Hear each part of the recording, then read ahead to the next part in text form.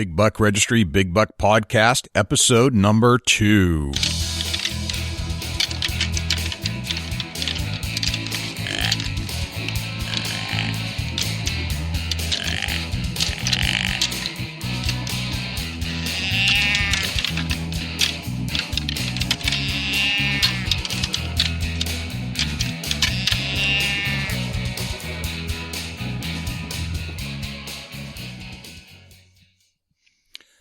All right, everybody. Thank you for joining me on another episode of the Big Buck Registry's Big Buck Podcast. This is Jay Scott, your host, and I couldn't be more pleased for having you listen to our show.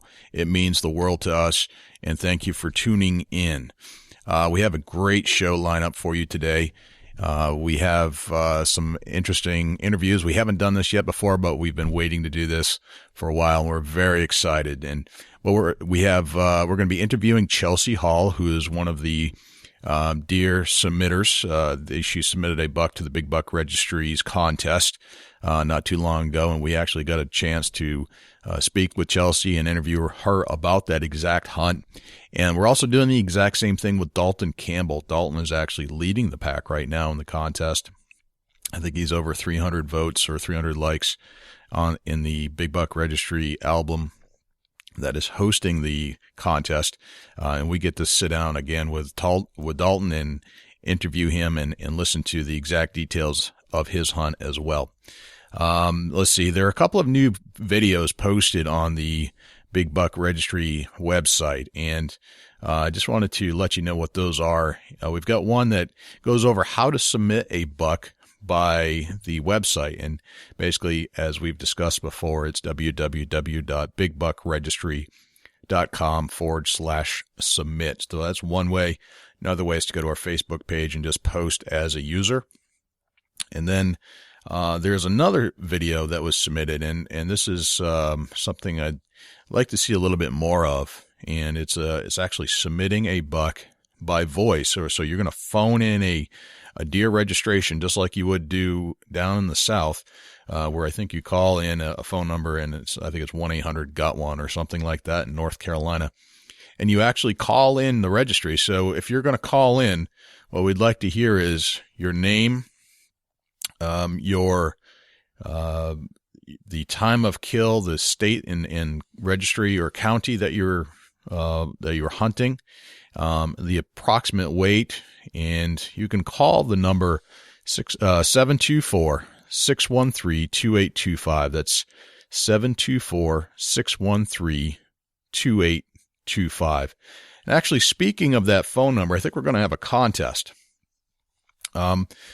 Basically, what we're going to do is if whoever is the fifth caller to answer the question correctly, and you're going to call in your answer on the phone. Again, the phone number is 724-613-2825, and whoever is the fifth caller to this question will win a $25 gift certificate to Cabela's. So here's the question. What was the first buck submitted on the Big Buck Registry Facebook page? So in other words, what was the name of the very first buck that was submitted to the Big Buck Registry's Facebook page? Whoever answers that question, and you have to call it in, again, 724-613-2825. Whoever's the fifth caller to answer the question correctly will win a $25 gift certificate to Cabela's. We'll win a $25 gift certificate to Cabela's. All right, let's check in on the Big Buck Registry photo contest and see how that's going. Let's see. So if you go to the Big Buck Registry's Facebook page, you'll be directed to where all the pictures are. You're looking for Deer of the Year nominees, and you want to go to click to vote for deer. Let's see. So let's see. Number 1 is Dalton Campbell. Number 2 is Jamie.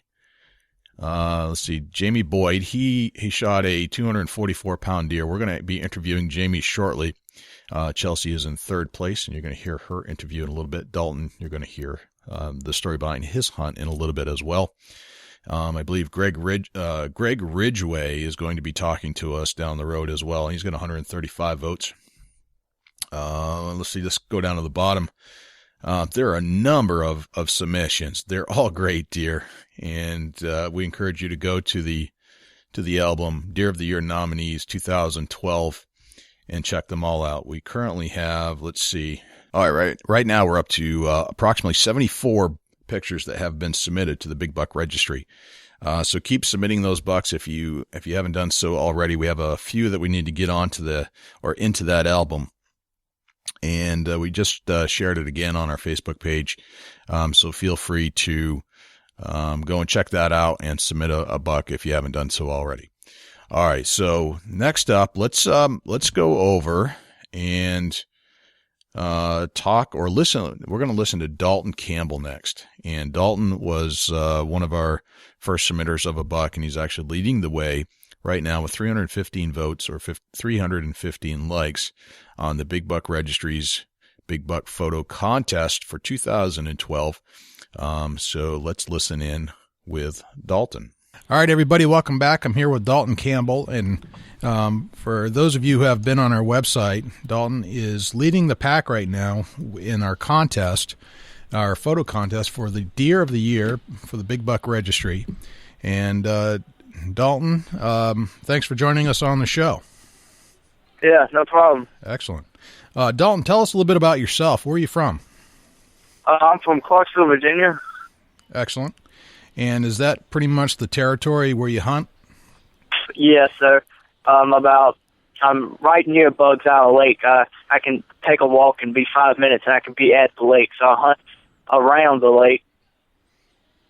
Excellent. What's the terrain like? Pretty much flat fields. Basically, you have a few areas that's gully and high terrain, but for the most part, it's just flat and fieldy. A bunch of wooded areas. Cool. And how about the climate during hunting season? What do you usually get? Most of the time when we have a pretty normal winter or hunting season, it's stays around in the 30s or 40s, a pretty chilly climate. Okay, so that's comfortable enough to be out and moving, that kind of thing. Now, do you usually hunt from a tree stand, or are you on the ground? A little of both. I have one ground blind that's up on a farm, and then a lot of times I'm in this. See, when I started out to hunt, I was in this cutover that they had bush hogged and made it into a field, and they had pushed up all the big log pile where they burn it, and it was just been there for months and months. So I sat right there for a while, and then that's my first shot the coyote from there. And then after I missed the coyote, first daybreak, field on where the oaks were, and there was this old tractor that had been abandoned sitting right there, and I sat in that tractor for 15, 20 minutes, and that's when they both stepped out. Oh, no kidding. Let's go back to the day of the hunt. I want to kind of go back to kind of like a time warp back to that day. So what time did you get up? I got up around 5:30. 5:30. And did you do any kind of scent control preparation before you went into the field? In other words, did you do any kind of what now? Any kind of scent control? In other words, did you shower with a special kind of soap, or did you have your clothes outside in preparation for the hunt? How do you manage that kind of stuff? Well, most of the time, I would not really try not to wash my hunting clothes, like my bibs and my jacket. I try not to wash those, especially if I knew I was going out hunting within the next couple of days, to try to keep the soapy, smelly good stuff off of it. And then, but other than that, I really haven't done any scent control. Okay, excellent. You got up in the morning. Did you have breakfast?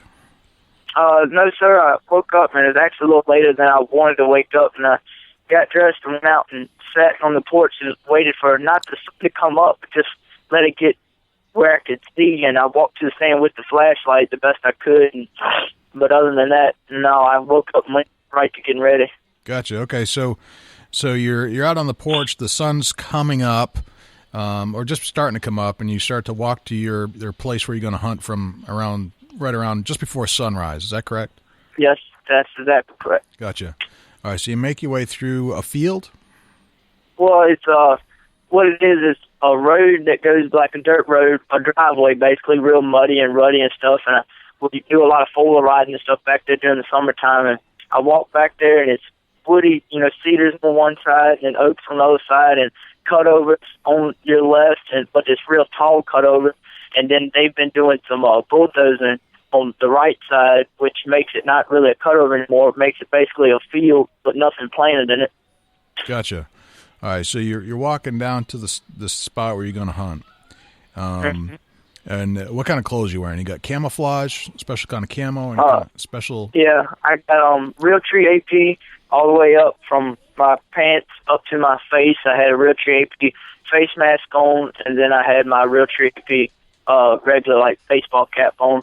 I had my Carhartt and just regular work boots. Gotcha. And about what time did you get to the spot where you're going to hunt? I would say I got to the stand right around 6, maybe a little after 6. Okay. And the stand, you're in a tractor, is that correct? An old abandoned tractor?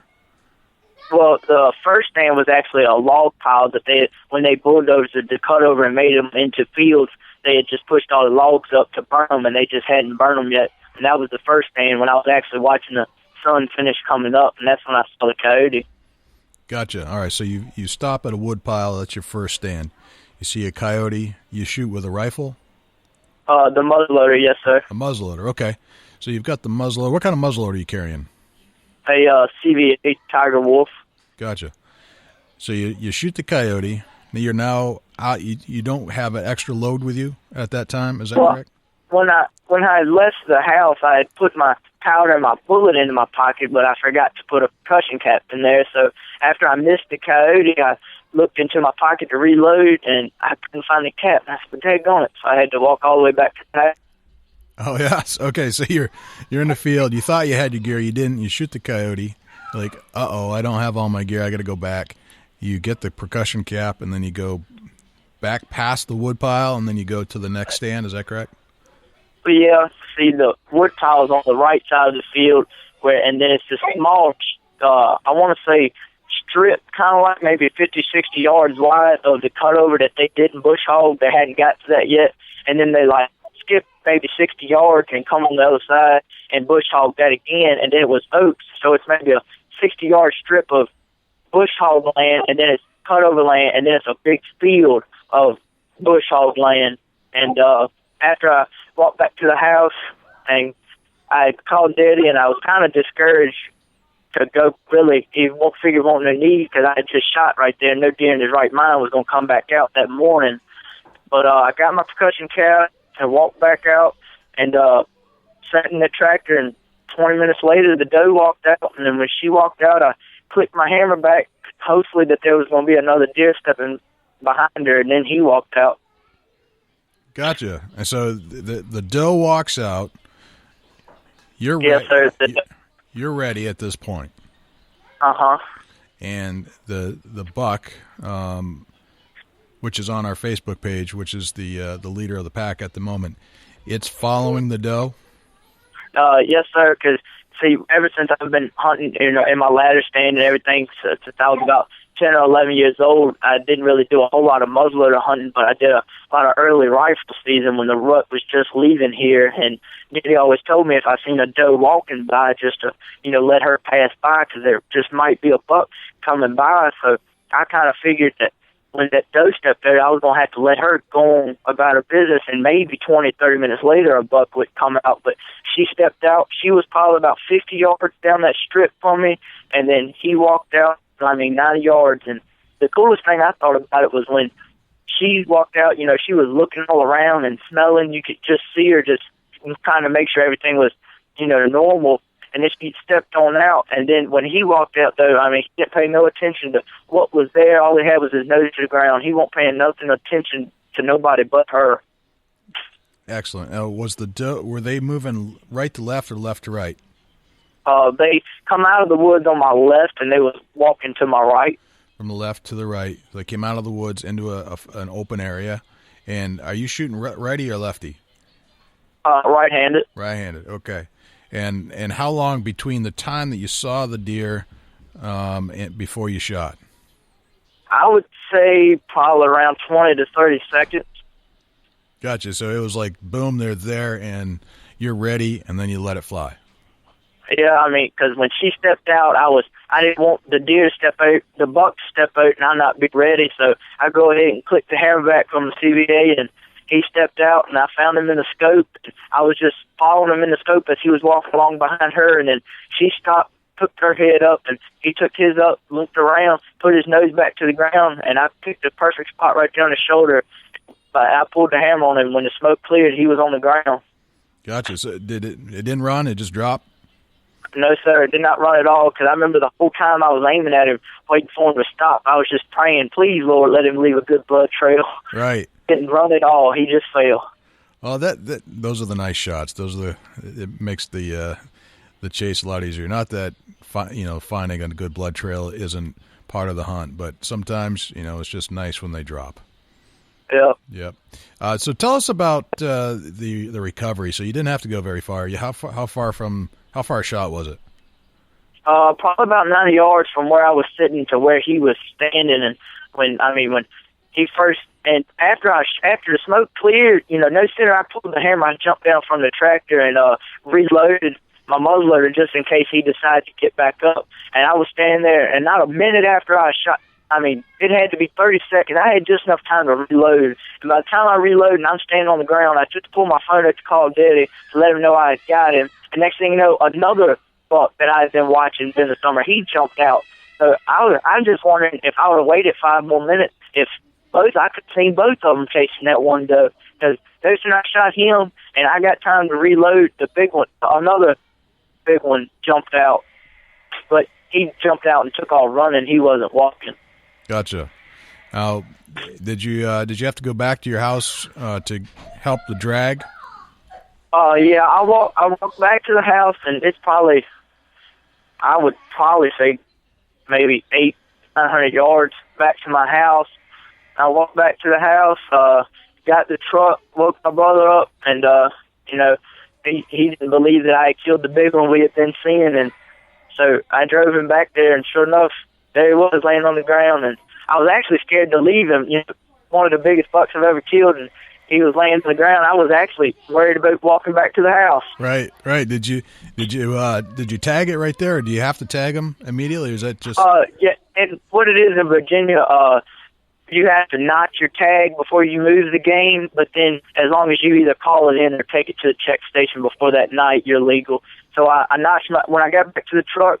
When we got the truck back to the buck, I notched my tag. We threw him up on the tailgate, which that was a trouble in itself. And then we got back to the house, waited for Daddy to get off work. And when Daddy got home from work, we took him to the check station, our local county store, and took pictures and showed him off a little bit, and took him to a few other buddies and let him see him. And then we took him to the skinning shed and taped him all out and got him ready to go to the mountain station. Excellent. So did you end up doing the cutting yourself, or did you have somebody else take care of it for you? To skin it? Skinning it and cutting it up into meat. Yes, sir. When you tape a big buck out, it's a little different than just regularly skinning a deer. You have to be, a little more careful that you don't cut your hide. So one of the buddies that hunts with me in dog season in our hunting club, he's a good friend of Daddy, so we took him to his house, and he helped me tape him out so that way I wouldn't cut the hide or nothing. But, yeah, I pretty much did it, along with his help, of course. He did a whole lot of it, too. Right. Very cool. So so you had it caped out, and you're still at this point. You're waiting for the mount to come back. Is that correct?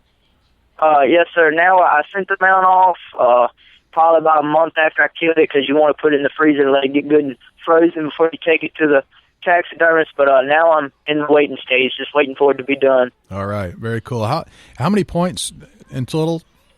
It was a total of 18. 18 points.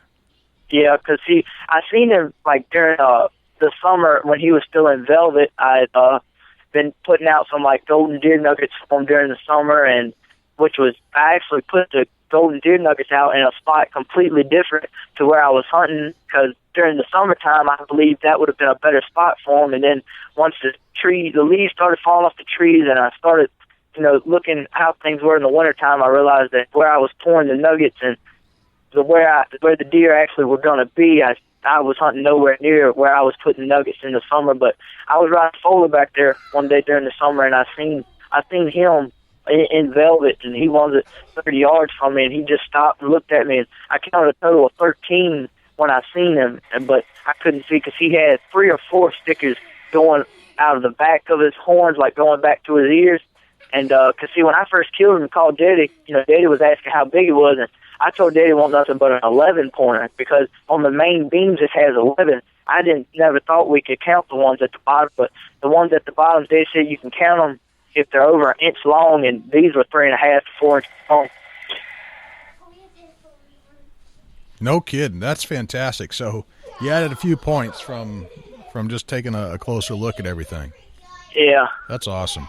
Dalton, how old are you? 15. 15. And how long have you been hunting? Ever since I was I've been hunting ever since I was able to walk just about, but I've been carrying guns since I was about 9. Oh, no kidding. Now, did your dad teach you how to hunt? Between my dad and my stepdad, I started going a lot with my stepdad at first, and Daddy used to hunt back in his younger days, and he had kind of got out of it when us kids come along, and he had been working and stuff. So once he realized I was getting back in it with my stepdad, he realized hunting was becoming more of an interest for me, and we both got back in it together, and then we started hunting together a lot, and then I started doing a lot of hunting by myself, and that's when I killed the big deer. I was by myself. Must have been quite a rush, huh? Yeah, it was. It's, the adrenaline that goes through your body is overwhelming. It's insane. I can still hear it in your voice today, just recreating that in your mind. I can hear it. And it certainly came across in the picture that you sent in. You're grinning ear to ear. So we're, you know what, we couldn't be happier for you. Thank you for sending in the picture. Thank you for registering for the contest. And you're doing great. You're getting a lot of likes, and which is the way you're gonna win this contest, by getting more likes. So we certainly hope you continue on your trail here to winning the contest, and of course, it is a $200 cash prize if you do win.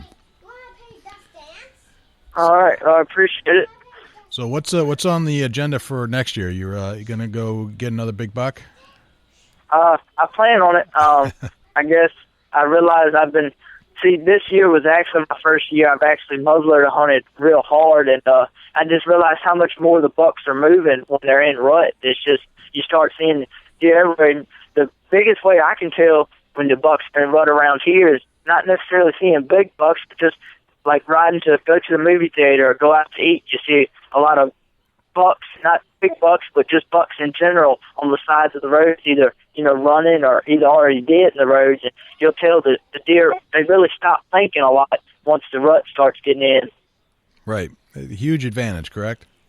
Yeah, a huge advantage. And I actually, that morning, I meant to put on Pink 69 doe and rut, and like I said, I woke up a little later than I was expecting, and I was rushing. I forgot all about the 69 chinks, and that's how mysterious God works. Because like I said, not 45 minutes before I killed the deer, I shot right there, not 100 yards from where I killed the deer. I just am amazed that even the doe walked out, not less 2 bucks, after I just shot. I didn't have any scent control on. I didn't have any tinks. I was really amazed. Yeah, those are the best stories. That's a sign that God wanted you to have this deer. That's for sure. You didn't have your Tink 69. You didn't have any scent control. You woke up late, and you still happened to take the deer that you're looking for. Right? This was something a deer you've been watching for a while. Yeah, and I've been watching for a while, and just every year, just like I said, walking. I'd ask my little brother. He's not into hunting nearly as much as I am. I've got more of a drive than he was, but I wake up every morning that I'm going hunting, and hey man, you want to go? And he'll just roll over. No, and like I said, there's been countless mornings I walk back to the house empty-handed, not even seen a deer, and then some mornings like that, particular morning, I come back with the monster. That's fantastic. But, we couldn't be happier for you. I think this is a great experience, and thank you for sharing your experience with us on the show. And so hopefully we can have you back on again. We'd like to, if we could, have you come back and maybe talk to us some more about the mount once it comes back, and maybe you'll pick up some more details about when you get the mount back. So would you be willing to do that for us? Yes, sir. Not a problem. Fantastic. And Dalton, I want to let you know that this podcast will be broadcast on iTunes as soon as we're done putting everything together. So you can go to the iTunes store online, and then you'll be able to download it and listen to it, and it'll be across the country for everybody to hear. Cool, sweet deal. Yeah, so you're famous now. Right? Excellent, Dalton. Well, I appreciate it. I'll let you go, get back to whatever it was that you had going on, and thank you for taking some time here to share your story in detail. Yep, not a problem. All right, man. Good luck. We'll catch you soon. All right, thank y'all. Talk to y'all later. All right, take care. Bye-bye. All right, so that was Dalton Campbell. What a great young man he is, and he's had a great success and a very kind of one of those hunts that, not everything goes right, but you still get the job done. So congratulations to Dalton. So next up, let's listen to Chelsea Hall. We interviewed Chelsea, and she's going to go through the details of her hunt as well. So let's take it away. Welcome back, everybody. This is Jay Scott from the Big Buck Registry, and I'm here with Chelsea Hall, who has submitted a deer to our contest, and we couldn't be more pleased to have Chelsea join us this afternoon.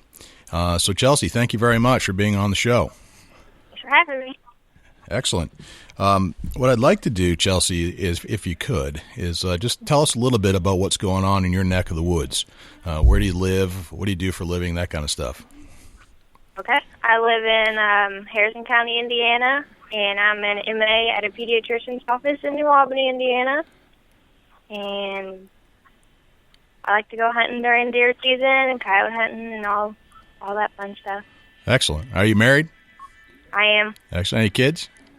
Nope, not yet. Gotcha. So hunting has become one of your hobbies, and it sounds like, I don't know, how long have you been hunting now? This is just my second year. Excellent. Okay. So you've had some good success early. That's always keeps you out there and gets you back out in the field every single year. Yeah, trying to top that. Cool. Now your husband, he hunts as well? Oh, yes. Did he get you into hunting, or did somebody else? Yes, he did. And how long ago did he started? About 2 years ago? Did he try to get you hunting first, and then you kind of said, well, maybe I'll try it someday, or was it, yeah, I'm in right away? When we first got together, I'd go with him and just watch him, and then I decided I wanted to get one bigger than him. That's awesome. Very nice. And how does he feel about it? Does he like getting you out there in the field with you and having you shoot bigger deer than he does? Well, he wasn't too happy about that, but he got over it. That's excellent. Yeah.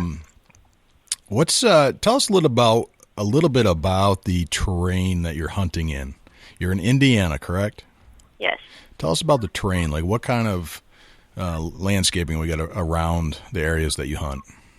It was mostly field, trees. There was a lake around. That was about it. Gotcha. So, in proximity, is the pond? Are you hunting around a pond, or is it just kind of that's to a certain direction, and then trees? And what kind of woodland are you talking about? This deer was shot in a field above a big lake with woods around it. Okay. Gotcha.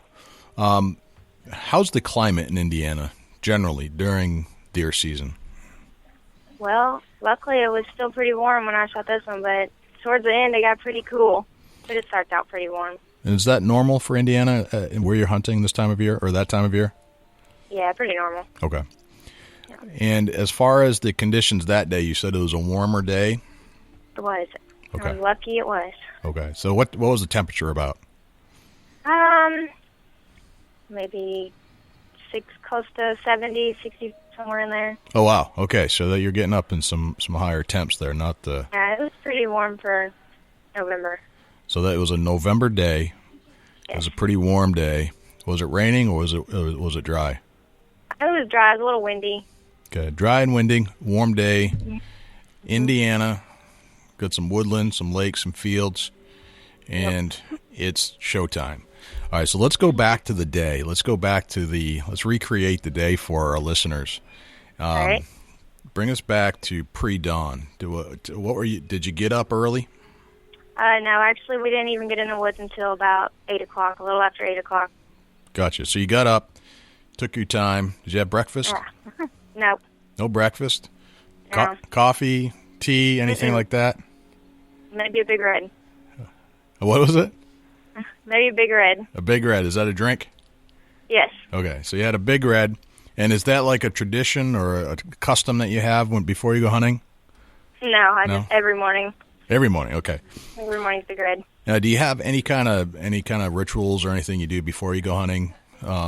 Just kind of prepare yourself, a good luck charm or anything like that?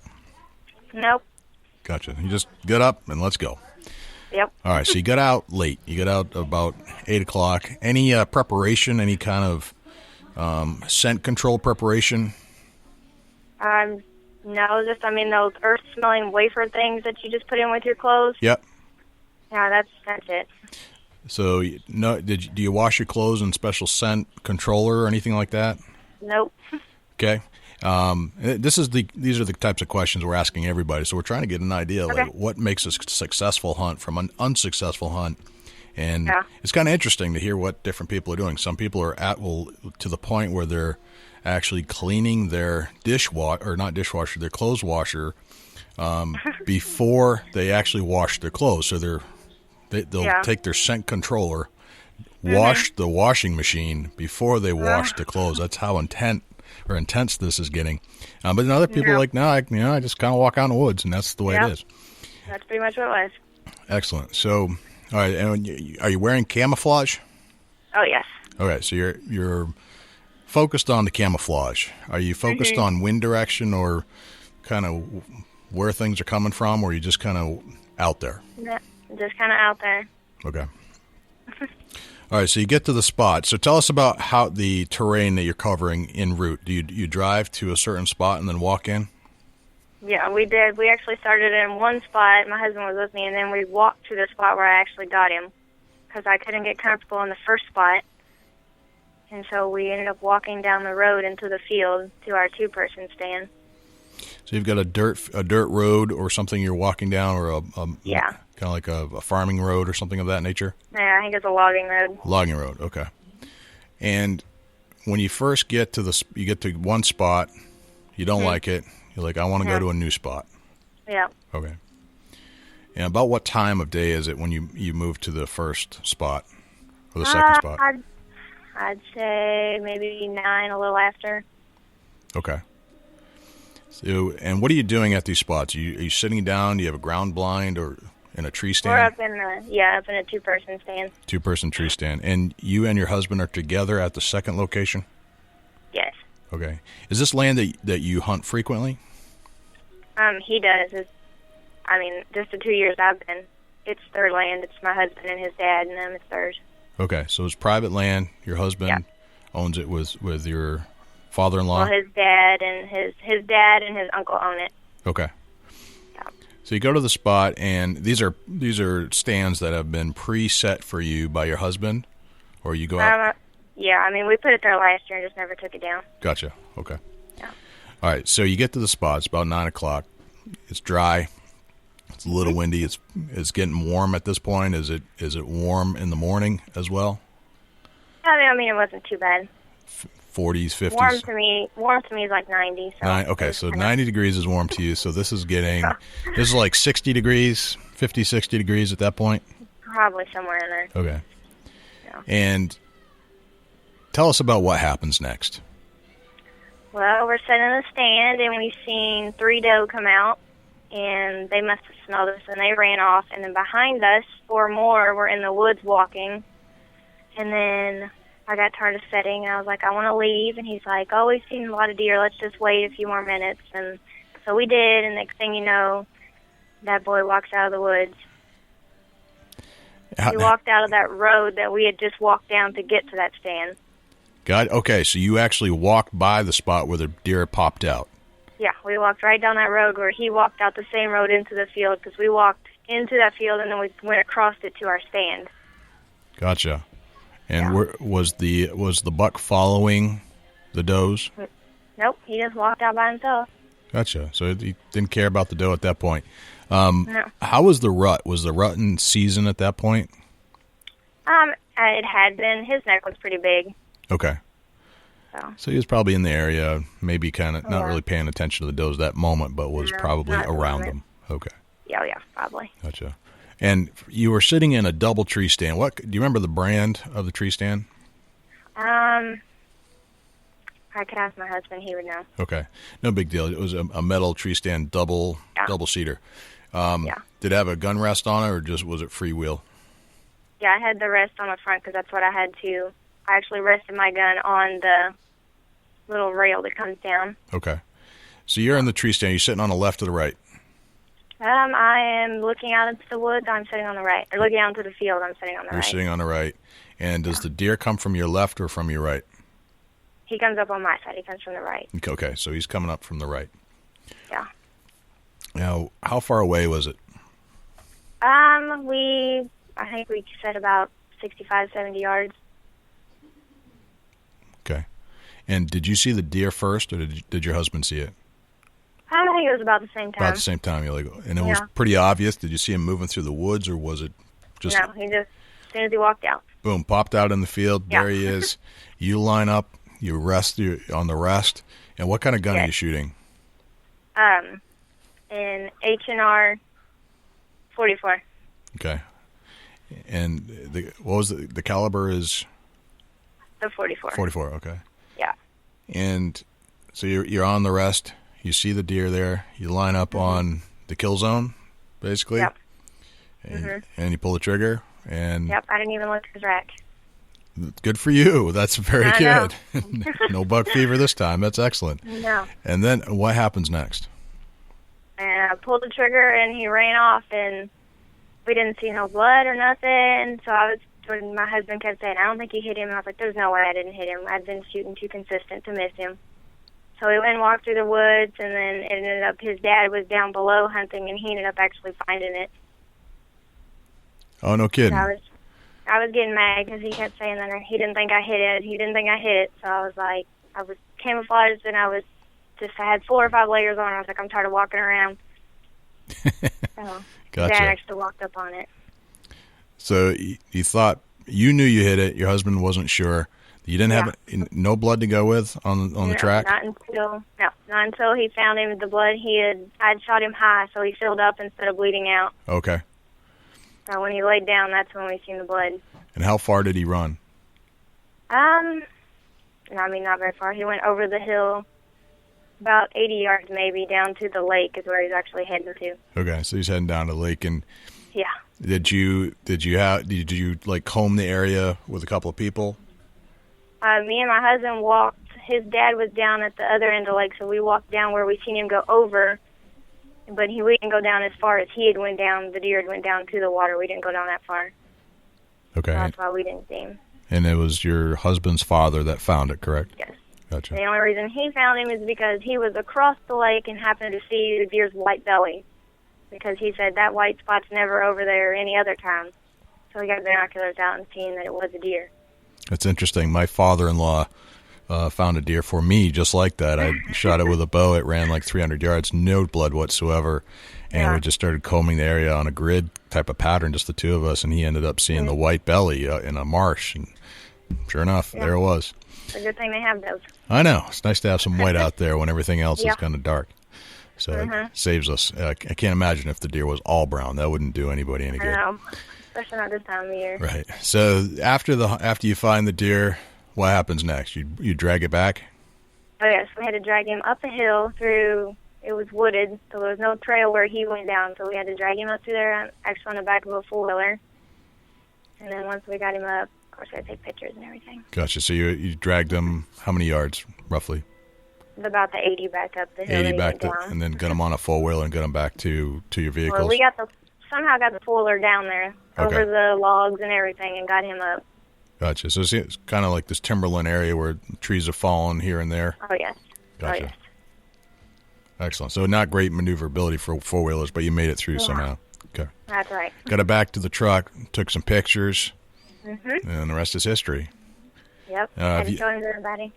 Great pictures, yeah. Thank you for writing such a detailed story on the Facebook page as well. That's always nice to add a little bit of the story behind the picture. Certainly, the pictures, a picture is worth 1,000 words, but you kind of like to know the story, and that's why we're doing this. We're trying to get all the real story behind the hunt.